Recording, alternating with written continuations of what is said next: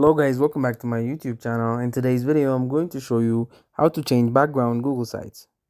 So to get started, ensure that you are logged into your Google Sites account and have the site you wish to customize open once you're in. Direct your attention to the top menu where you'll find various options for editing and personalizing your site.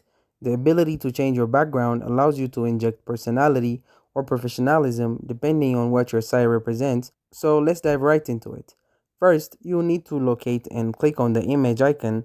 This is your gateway to altering your Google Sites background.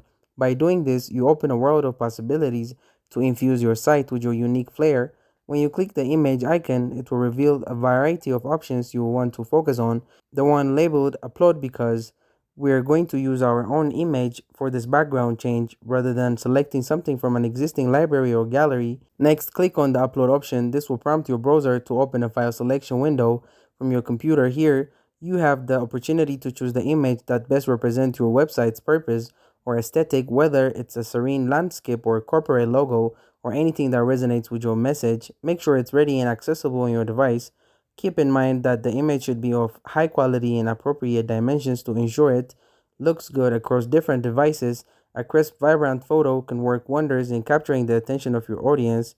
When they visit your site, once you have selected the image from your files, click to open or selected Google Sites will then upload your chosen picture and automatically set it as the background for your website. It might take a few moments for the upload and change to take effect, so be patient as Google transitions your site to its new customized look. If everything goes smoothly, you will see your image displayed prominently as a background.